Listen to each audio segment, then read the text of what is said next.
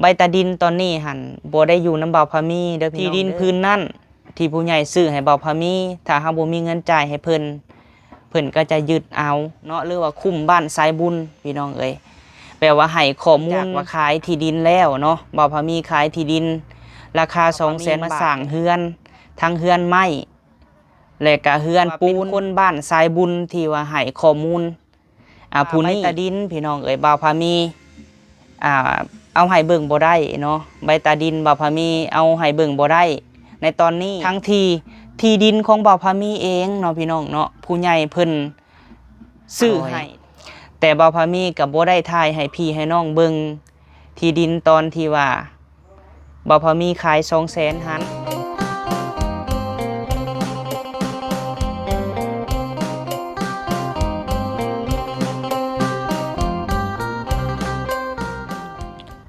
โดยกับสบายดีสวัสดีพ่อแม่พี่น้องเบิดสุขสุคนเด้อเนาะพ่อแม่ป้าลุง FC ที่หักแพงส่งบ่าวพามีชาแนลเนาะพี่น้องเนาะโดยเอาพบพ่อกันมื้อนี้พี่น้องเอ้ยเปิดคลิป YouTube คือเก่าช่วงนี้ก็ซื้อครีมมาทาพี่น้องเอ้ยหน้าก็คล้ายๆกว่าเก่าน้อยนึงเพราะว่าทาครีมแล้วก็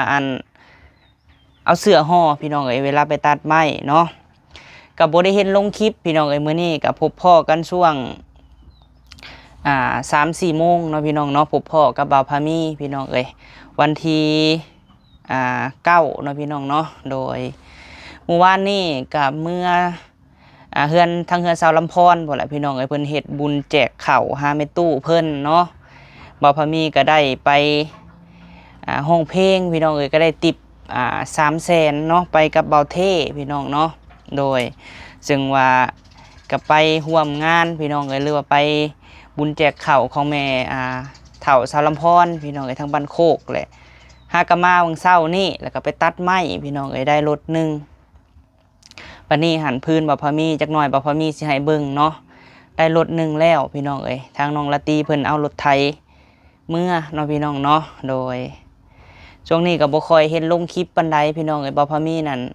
เก็บไม้เก็บฟืนเนาะเพราะว่าน้ำขึ้นในหีบตักพี่น้องไอ้ช่วงนี้เพราะว่าฟืนไม้หายากแล้วก็มีแต่หาไม้มากองมาท่อนไว้พี่น้องเอ้ยอยู่เฮือนไม้แล้วก็ทยอยคนเมื่อเผาเพราะว่าหาขี้เลื่อยยากแน่พี่น้องเอ้ยโดยเอาพบพ่อมื้อนี้เนาะพี่น้องเนาะก็สิเข้าเรื่องเข้าประเด็นคือเก่าพี่น้องเอ้ยบ่พอมีแทบจะบ่อยากเว้าเนาะพี่น้องเนาะเรื่องบ่เป็นเรื่องนะพี่น้องเนาะเรื่องบ่เป็นตาแบบสิเอามาเว้าแต่มันก็ต้องได้เว้าเนาะพี่น้องเนาะเพราะว่ามีทางผู้หวังดีและก็มีทางที่ผู้ที่ปองร้ายหรือว่าอยากถล่มเบาพามีพี่น้องเอ้ยตอนนี้เนาะก็ส่วนหลายก็คืออยากถล่มเฮาหั่นแหละพี่น้องเอ้ยแบบอยากให้มีผู้คนน่ะสั่งเบาพามีเนาะพี่น้องเนาะถ้าบ่ซั่นก็คือสิบ่เว้าแบบซี่เนาะพี่น้องเนาะตั้งแต่เริ่มเฮ็ด YouTube มาพี่น้องเอ้ยบ่พามีก็สิถึกแต่เว้าแบบซี่ใส่เนาะบ่ฮู้ว่าช่องอื่นหรือว่าสิเป็นคือบ่พามีหรือบ่เนาะพี่น้องเนาะก็เว้าแบบใส่ร้ายป้ายสีอีหยังต่างๆนั่นแหละเนาะคือเมื่อวานนี้เนาะพี่น้องเนาะก็บ่พามีหั่นมาติดตัดไม้แล้วก็ได้ไปถ่ายคลิปอยู่ทางเฮือนของแม่บิ้งเนาะพี่น้องเนาะเอาคลิปลงพี่น้องเอ้ยเอาคลิปลงก็ถ่ายเวียกถ่ายงานถ่ายเวียกงานประจำของเฮานี่แหละพี่น้องเอ้ยเพราะว่าก็ต้องได้ไปอัปเดตเทือนซ่านเนาะเพราะว่าเฮาได้เป็นลูกหักของแม่บิ้งพ่อเพชรพี่น้องเอ้ยเนาะโดยก็มีทางผู้หวังดีแน่แล้วก็บ่หวังดีแน่พี่น้องเอ้ยปะปนกันไปเมื่อวานนี้เนาะก็มาเห็นคอมเมนต์นึงเนาะพี่น้องเนาะแต่ว่าผู้นี้แล้วก็อีกหลายๆคนก็คอมเมนต์เห็นหลายพอสมควรอยู่พี่น้องแต่บ่พอมีบ่ได้ตอบเนาะเพราะว่าคันตอบแล้วมันสิเป็นการที่บ่ดีต่อช่องเฮาแต่ก็สิออกมาเว้าพี่น้องเอ้ยบ่ฮู้ว่าเป็นคนลาวหรือคนไทยเนาะพี่น้องเนาะนี่บ่ฮู้ว่าเป็นคนลาวหรือว่าคนไทยหรือว่า อีหยังครับเพราะว่าบ่มีหน้าตาบ่มีรูปบ่มีห้อยเห็นแต่รูปดอกไม้พี่น้องเอ้ยแต่ว่าเพิ่นก็แบบมักเว้าใส่เบาพามีแบบเสียๆหายๆแบบเกือบทุกคลิปพี่น้องเอ้ยเอาคลิปได้ลงก็สิมาเว้าแล้วสิมีอีกผู้หนึ่ง 2-3 คนสิเข้ามาคอมเมนต์แบบห่างเสียงเดียวกันเนาะหลายท่านถ้าเบิ่งอันคอมเมนต์เบาพามีจะเห็นพี่น้องเอ้ยเพิ่นก็เว้าเรื่องที่ดินเบาพามีพี่น้องเอ้ยที่ดินที่เบาพามีซื้อเนาะอยู่ที่เฮือนของเอื้อล่าพี่น้องเอ้ยอยู่ข้างเฮือนของแม่เอื้อล่าเป็นที่ดินของเบาพามีตั้งแต่ 2-3 ปีก่อนแล้วพี่น้องซึ่งว่าเนาะเรื่องราวก็คือที่ดินแปลงนั้นพี่น้องเอ้ยก็สิประมาณ11 เมตรแล้วก็ความหน้าทางน่ะ11พี่น้องเอ้ยความยาวนี่สิประมาณ20หรือว่า25แหละเนาะเพราะว่าจำบ่ค่อยได้พี่น้องเอ้ย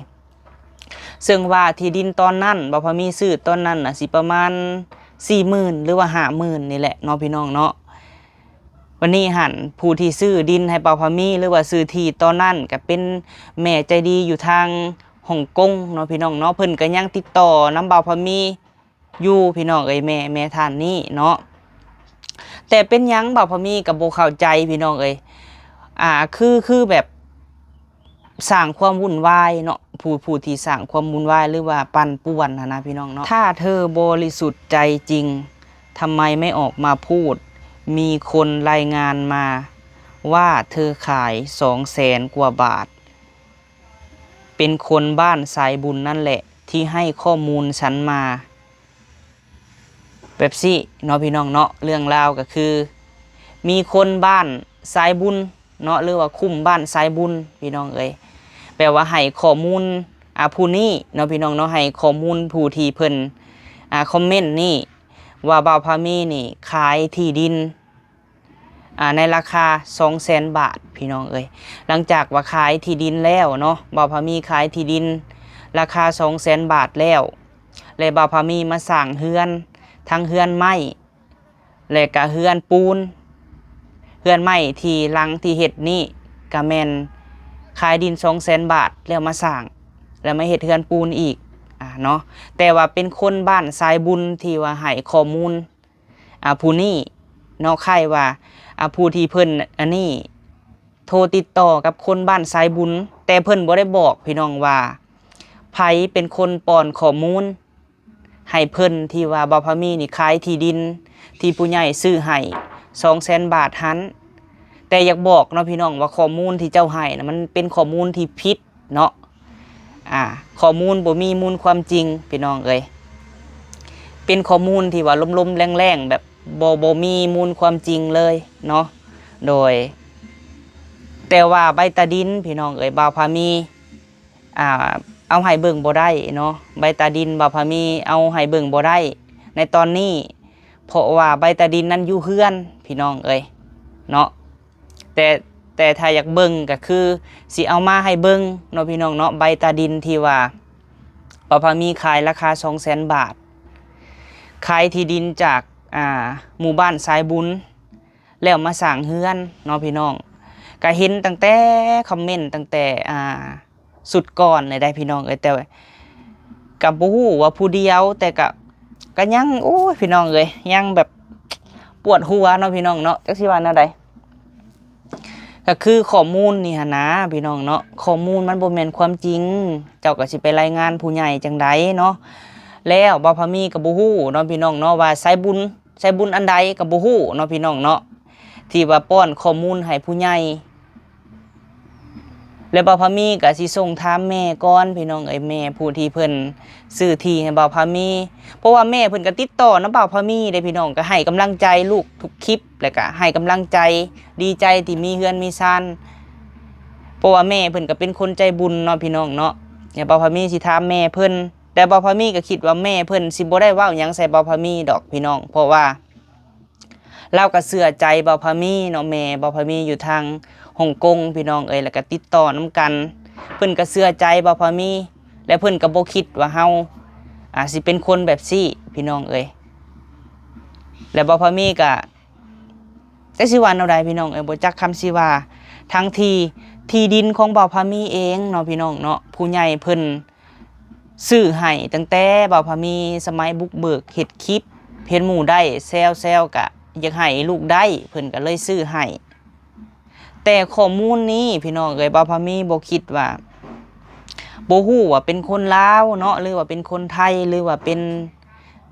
พี่น้องต่างประเทศบ่บ่าวพามีก็บ่ฮู้แต่เขียนมาก็เป็นพิมพ์ไทยเนาะพี่น้องเนาะแต่ว่าบ่มีรูปบ่มีตัวตนว่าเป็นไผ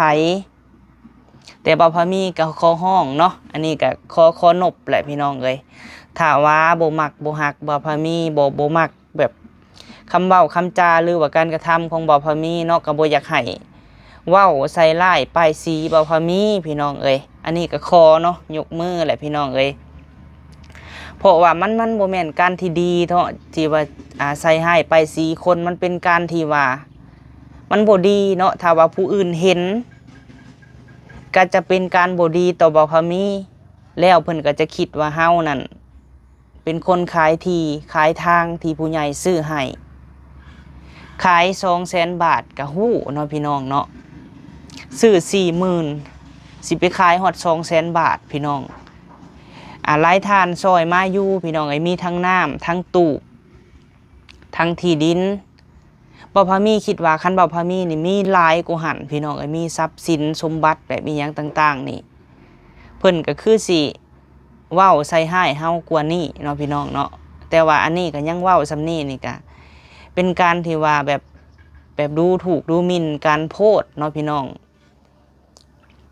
อันนี้บ่าวพามีเห็นแล้วก็ลบคอมเมนต์ออกนำที่ว่าลบเนาะพี่น้องเนาะที่ว่าลบคอมเมนต์นี่บ่แม่นว่า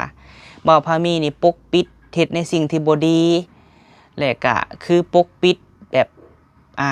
จังใดปกปิดในสิ่งที่บ่ดีที่ตัวเองกระทำและที่ขายสิ่งของที่ผู้ใหญ่เนาะพี่น้องบ่แม่นคือบ่อยากให้บ่อยากให้หลายท่านที่มาเบิ่งคอมเมนต์เฮาและเพิ่นสิ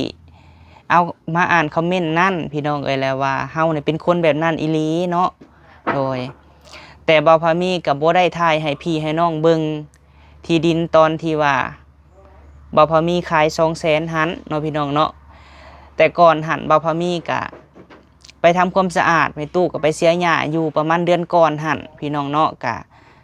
บ่ทันปลูกอีหยังใส่พี่น้องเพราะว่าเจาะน้ำแล้วเฮาต้องโยกเอามีแต่ไปปลูกกล้วยแล้วก็ปลูกหัวสิงไข่พี่น้องปลูกข่าใส่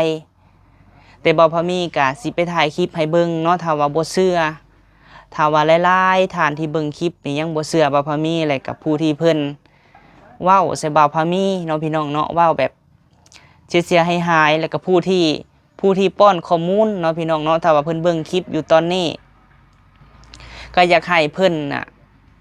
ถามคักๆเนาะถ้าบ่เชื่อก็คือโทรมาถามพี่น้อง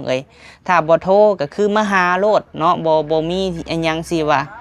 สิไปรายงานเพิ่นจังซั่นจังซี่พี่น้องสิรายงานหรือว่าผู้ที่เพิ่นคอมเมนต์เพิ่นเคยซอยบ่าวพามีบ่เนาะพี่น้องเนาะเคยซอย500 1,000 2,000 10,000 20,000บ่บ่าวพามีก็บ่ได้เคยรับเงินจากแม่ FC แต่ละท่านผู้ที่เพิ่นซอยบ่าวพามีก็ฮู้ชื่อเสียงเฮียงนามเพิ่นเบิดเนาะพี่น้องแต่เพิ่นก็บ่ได้ว่าจังไดผู้เพิ่นซอยเพิ่นก็เห็นเฮาคืบหน้าเห็นเฮามีอยู่มีกินเห็นเฮาดิ้นรนสู่ชีวิตเพิ่นก็ดีใจเนาะบ่คิดว่าคนแบบจำพวกนี้ก็ต้องขออนุญาตขออภัยพี่น้องที่เพิ่นมาคอมเมนต์แนวนี้เพิ่นคิดจังไดที่ว่าเพิ่นเคยเบิ่งคลิปเฮาเนาะพี่น้องเนาะตั้งแต่เบาเตียงทองหรือว่าทรายบุญทีมงานเพิ่น 7-8 ท่านที่เข้ามาซอยเหลือบ่าวพามีมาฮอดมื้อนี้แล้วเพิ่นเห็นเด็กน้อยที่2พี่น้อง2พี่น้องเขาจากที่ผู้ใหญ่เพิ่นขุดค้นขึ้นมานะพี่น้องขุดค้นมาแล้วเพิ่นมืนตาอ้าปากได้เพิ่นพอมีอยู่มีกินต่อยอดได้แล้วเพิ่นบ่ดีใจบ่เนาะพี่น้องผู้ที่เพิ่นเห็นคลิปเพิ่นสิให้เฮากลับไปจมปักลำบากคือเก่าจังซั่นบ่าวพามีสิบ่ขอกลับไปเด็ดขาดเนาะพี่น้องเนาะเพราะว่าเฮามาฮอดจุดนี้แล้วเฮาต้องบืนต้องพยายามต้องสู้ต้องเฮ็ดให้จากที่ว่าตอนนี้ซ้ำนี้พี่น้องต่อไปบ่าวพามีก็สิเฮ็ดให้ครอบครัวนี่ดีขึ้นและสิบ่กลับไปแบบจมปักอึดหิวเล่ร่อนแบบพาแม่เฒ่าแม่ตู้ ไปหันไปนี่เนาะมีแต่สิเฮ็ดให้เพิ่นสบายถึงสิเมื่อยบ่พามีก็สู้พี่น้องเอ้ยแล้วเพิ่นที่เพิ่นมักเว้าใส่บ่พามีหันนะกลุ่มเพิ่น2 3 4 5คนแล้วกลุ่มที่เพิ่นรายงานข่าวไปเพิ่นบ่ดีใจบ่ที่เฮามีฮอดมื้อนี้วันนี้เนาะพี่น้องเนาะแม่ๆหลายทานบ่พามีก็นบมือขอบบุญขอบคุณเนาะล่าสุดนี่ก็ทางแม่ตู้บุญทวีพี่น้องเอ้ยแม่ทาง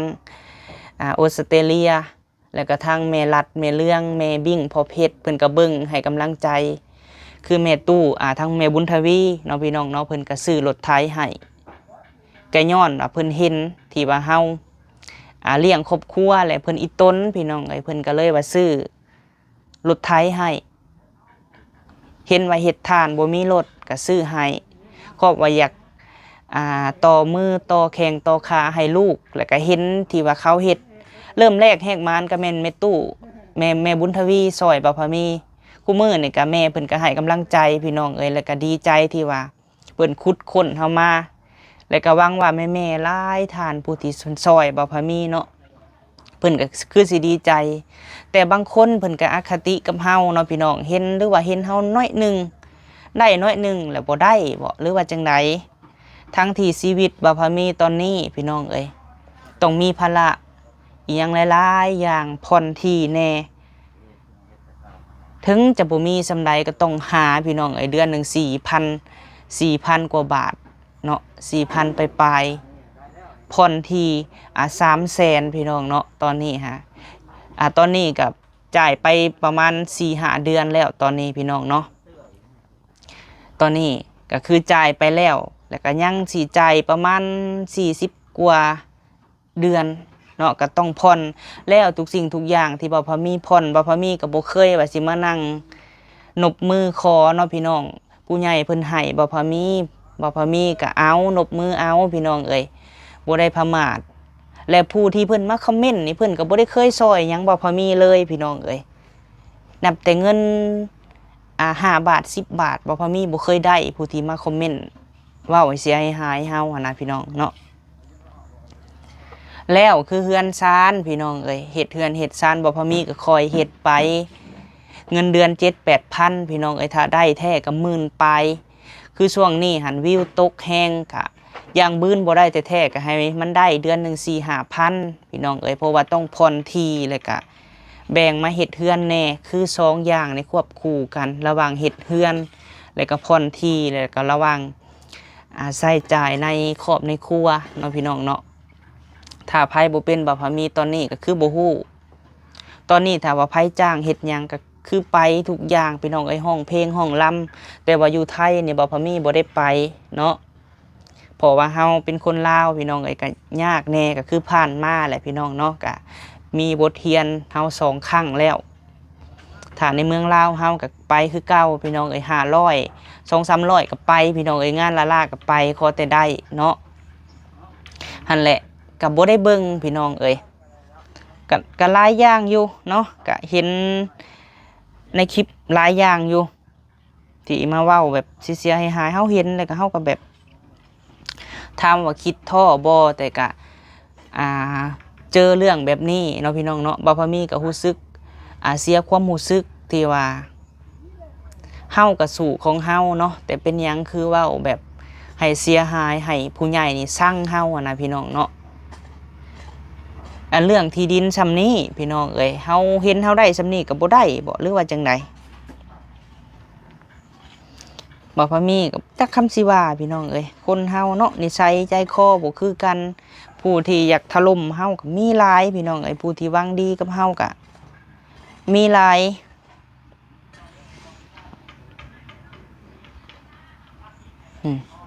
ทำไมไม่พูดออกคลิปว่าขายที่ดินแล้วสร้างบ้านอันนั้นเฮือนแม่บิ่งเลยพี่น้องเด้อแม่กับพ่อบ่พามีอยู่ทาง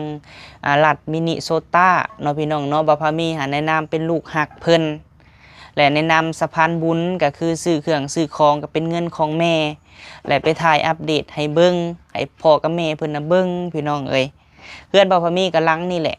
หลังเดียวนี่แหละพี่น้องเอ้ยยังบ่แล้วซ้ำ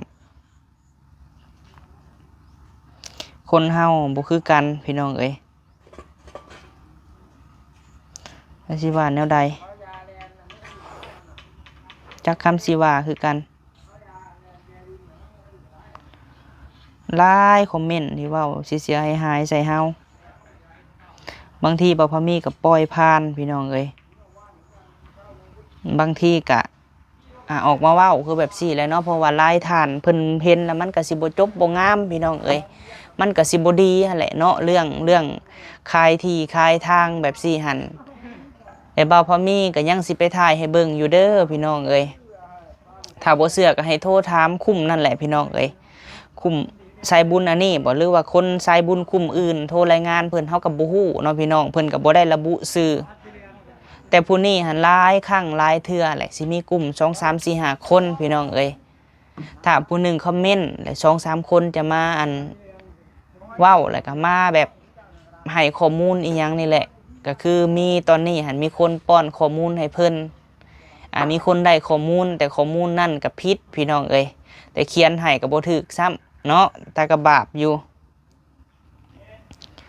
จักสิว่าแนวใดกับตอแหลสร้างภาพพี่น้องเอ้ยบ่พอมีก็บ่ฮู้ว่าบ่พอมีนี่ตอแหลจังไดเนาะพี่น้องเนาะ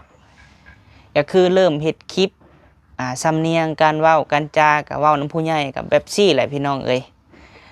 เฮาก็บ่ฮู้เนาะว่าเฮาสิดัดหรือว่าเฮาสิดัดแปลงจังไดในคลิปบ่พอมีก็เว้าแนวนี้นอกคลิปก็เสียงเฮาก็แบบซี่พี่น้องเอ้ยแล้วก็ปากหวานก้นเปรี้ยวนี่ก็บ่จักคำสิว่าพี่น้องเอ้ยจักสิว่าแนวใดก็แล้วแต่เพิ่นสิคิดเนาะเพราะว่าผู้ที่ฮักแพงบ่พอมีก็ยังมีหลายบ่พอมีก็กราบขอบคุญขอบคุณหลายๆเด้อเนาะผู้ที่ให้กำลังใจแล้วก็ฮักแพงบ่พอมีพี่น้องเอ้ย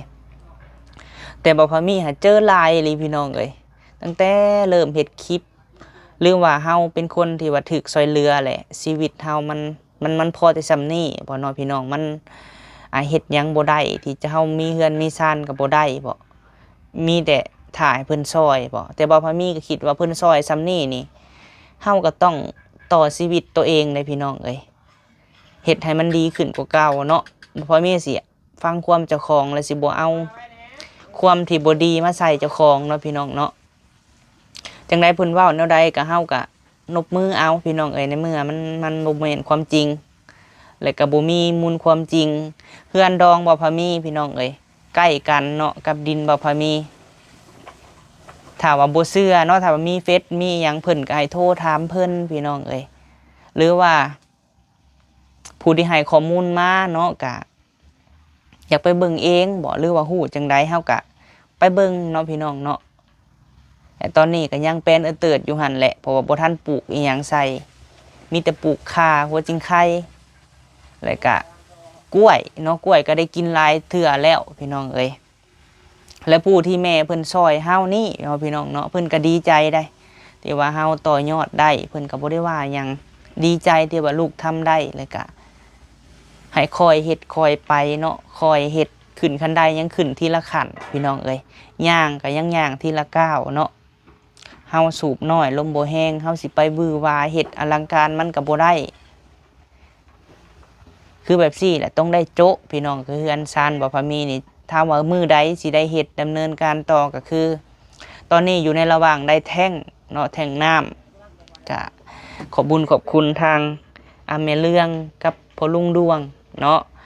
โดยขอบบุญขอบคุณหลายๆเด้อแม่เอ้ยที่ว่าฝากเงินมาให้ลูก200เนาะก็ได้อยู่4ล้านพี่น้องเอ้ยค่าแท่งน้ำก็3ล้านปลายก็ยังเหลืออยู่200,000กว่าเนาะพี่น้องเนาะโดยขอบคุญขอบคุณหลายๆขอให้แม่เรื่องกับพ่อลุงดวงอยู่ดีมีแฮงพบพ่อแต่สิ่งดีๆเนาะแล้วก็ลูกผู้นี้ก็อยากให้มีแต่สิ่งดีๆบ่อยากให้มีผู้ที่มาแบบเว้าใส่เนาะพี่น้องเนาะโดยก็ขอบคุญขอบคุณเบิดสุหม่องสุบอนนั่นแหละพี่น้องเอ้ยถามมาบ่พามีหั่นรู้สึกเสียใจบ่ที่เพิ่นเว้าใส่เฮาแบบซี่ก็รู้สึกแบบรู้สึกแบบบ่อาคักปานใดเนาะพี่น้องเนาะเพราะว่ามันบ่แม่นความจริงคันแม่นนี่บ่พามีก็ยอมรับว่ามันแม่นพี่น้องเอ้ยแต่ว่าอันนี้มันบ่แม่นกับเฮาบ่รับเอาอันใดที่มันบ่แม่นเนาะแต่ว่าบ่พามีหั่นใบตาดินตอนนี้หั่นบ่ได้อยู่นำบ่าวพามีเด้อพี่น้องเด้อเนาะใบตาดินตอนนี้บ่าวพามีบ่ทันให้เบิ่งเพราะว่าอยู่เฮือนเนาะพี่น้องเนาะอยู่เฮือน เพราะว่าช่วงนี้หันมาตัดไม้แล้วก็นอนอยู่ตู้พี่น้องเอ้ยถ้าเมื่อเฮือนแหละสิเอามาให้เบิ่งใบตาดินขอบทองคักแน่พี่น้องเอ้ยมีสื่อและหลักษณ์อักษรคักแน่ถ้าคือเฮาไปจำหรือไปจำนองอีหยังคือเพิ่นเว้าก่อนหันก็คือเฮาจะบ่เห็นเนาะพี่น้องว่าใบตาดินหันบ่มีพี่น้องเอ้ยใบตาดินคือสิบ่มีคำว่าขอบทองแล้วก็คือเพิ่นไปจำถ้าเฮาบ่มีเงินจ่ายเพิ่นที่ดินพื้นนั่นที่ผู้ใหญ่ซื้อให้เบาพามีถ้าเฮาบ่มีเงินจ่ายให้เพิ่นก็จะยึดเอาเดือน2เดือนก็ว่าไปพี่น้องเอ้ยอันนี้เฮาคือบริสุทธิ์ใจก็คือบ่เป็นหยังเนาะปลอดภัยเนาะโดยไปพี่น้องเอ้ยเว้าหลายเติบแหละเบาพามีก็ได้ก็อยากให้เว้ารายละเอียดให้รับรู้นํกันเนาะพี่น้องเนาะเดี๋ยวเบาพามีสิออกไปนอกก่อนสิให้เบิ่งพื้นเนาะจักหน่อยว่าเบาพามีตัวพี่น้องเอ้ยเอาเนาะตอนนี้ก็อยู่ในระหว่างครึ่งกลางๆพี่น้องเอ้ยเฮากับบ่มีงบและสร้างเพิ่นกับบ่ได้มาเฮ็ดเนาะบ่ได้ดำเนินการต่อต้องได้หาก่อนคือบันไดนี่ก็ยังพวกบานพวกหยังก็ยังพี่น้องเอ้ยเข้าบานก็อยู่ใน3,400พุ่นแหละเนาะไล่เบิ่งแล้วปูกะโลก็ 9,000 บันได2อันนี่ก็ 2,000 พี่น้องเอ้ยเอาก็ถือว่าค่อยเป็นค่อยไปเฮาสูบน้อยลมบ่แห้งเนาะนี่แหละเนาะแทงน้ำแทงในที่บ่พอมีที่แรกหันบ่พอมีดาวเอาพี่น้องเอ้ยบัดนี้ผู้ใหญ่เพิ่นฝากเงินมาให้ก็บ่ได้จงใจว่าสิฝากมาให้ค่าแท่งอีหยังดอกเพิ่นก็ให้ใส่ใจครอบครัวแต่ว่าเฮาอยากได้พี่น้องเอ้ยก็เลยว่าไปจ่ายค่านี้เนาะก็เลยได้เป็นพลาสติกพี่น้องเอ้ยบ่ฮู้ว่าฝั่งไทยเพิ่นก็คือสิใช้แบบซี่แหละเพิ่นรับประกัน15 ปี4 ล้านพี่น้องเอ้ยรุดได้3 ล้านกว่าเนาะนี่ช่วงนี้ที่โบเห็นเบาพามีไปถ่ายคลิปเนาะพี่น้องเนาะก็คือเบาพามีไปตัดไม้ได้พ่อกองอะไรพี่น้องเอ้ยพอดีกองหนึ่งอยู่เฮือนแกเมื่อ2 รถนี่แหละเนาะสาเหตุที่ว่าโบได้ออกคลิปเพราะว่าเมื่อยพี่น้องเอ้ยหักคมเจ้าของลายกะเจ็บไข้พี่น้องเนาะกับพยายามบืนเอานี่แหละได้จากรถมื้อนั้นหัน8พี่น้องเอ้ย9แล้วเนาะได้อยู่เฮือนหัน2 รถพี่น้องเอ้ยพอดีเป็น11 รถแล้วพื้นบ่าวพามีเนาะให้น้องสาวเพิ่นเอารถไถเมื่อแก่ฝดแน่พี่น้องเอ้ยบ่าวพามีให้บ่าวเท่ขับให้เนาะแต่ก็บ่ได้ออกคลิปดอกพี่น้องเอ้ยเพิ่นมาถ่ายคลิปแล้วเพิ่นมาแว่แล้วให้เพิ่นขับรถไถให้นี่แหละพอกองหนึ่งแล้วพี่น้องเอ้ยถ้าเฮาไปเฮ็ดทานก็ได้กองใหญ่หนึ่งสำนี้ก็บุกบืนนั่นแหละพี่น้องเอ้ยเฮามีภาระต้องเฮ็ดเนาะมีหน้าที่ต้องทำถามว่าเมื่อยบ่ก็เมื่อยแหละพี่น้องเอ้ยคนบ่แม่นเครื่องจักรเนาะบ่พอมีอดเอาก็คือปล่อยผ่านเนาะอีหยังมันที่มันบ่ดีก็มีแต่สิทยอยแก้เมื่อพอยังสิเอามาไว้บ้านใหม่พี่น้องเอ้ยอันนี้หั่นเพราะว่าย่านเพิ่นแก้เมื่อบ่ทันแล้วเพิ่นสิบุกเบิกเบิดแล้วก็คือเก็บเอาพวมที่มันมีเนาะโดยไปเดี๋ยวสิไปเบิ่งหน้าบ้านก่อนเพราะว่าเพิ่นเฮ็ดทางพี่น้องเอ้ยเฮ็ดทางใหม่แล้วเนาะได้ทางเลยสิได้สิใส่หินครบหินบดเลยพี่น้องเอ้ยเพิ่นอัดแน่นด้วยหินบดเนาะนี่แม่นหน้าบ้านบ่าวพามีเพิ่นหากำลังแปลงแล้วกินนี่พี่น้องเอ้ยถ้าแต่เอาหินบดมาใส่แล้วอัดแน่นด้วยหินบดพี่น้องเอ้ยโดยนี่แหละหน้าบ้านแต่ละซอยแต่ละมุมแม่นมีเบิดเลยเนาะพี่น้องเนาะเจ้าของดินจัดสรรตามใจพี่น้องเอ้ยคักแห้งเนาะนี่แหละนี่แม่นหน้าบ้านหน้าช่องบ่าวพามีพี่น้องเอ้ยเอาเนาะกะสิประมาณนี้แหละทุกซอยเพิ่นกะสิใส่เบิดเลยเด้อพี่น้องเอ้ยจังไดคลิปนี้ก็ขอบคุณทุกกำลังใจเนาะที่มอบให้ทางบ่าวพามีพี่น้องเอ้ยขอบคุณสุหม่องสุบอนคือว่าอันใดที่บ่ดีบ่าวพามีกะ สิปล่อยผ่านเนาะพี่น้องเนาะอันใดมันดีก็สิเก็บมาใส่พี่น้องเอ้ยมันบ่แม่นความจริงก็คือบ่แม่นเฮาก็บ่ยอมรับที่มันบ่แม่นพี่น้องเอ้ยโดยไปซะจังใดก็สิประมาณนี้แหละพี่น้องเอ้ยคนเฮาผู้ที่บ่หวังดีเนาะก็มีมาหลายรูปแบบพี่น้องเอ้ยโดยจังใดก็ขอบคุญขอบคุณผู้ที่ให้กำลังใจผู้ที่เพิ่นซอยเฮาเข้ามาพี่น้องเอ้ยขอบคุญขอบคุณสู่หม่องสู่บอนเด้อเนาะโดยไปซะจังใดคลิปนี้ก็สิได้ขอจบคลิปก่อนพี่น้องเอ้ยไปหาเฮ็ดเวียกเฮ็ดงานเฮาก่อนเนาะโดยสบายดีเด้อพี่น้องเด้อ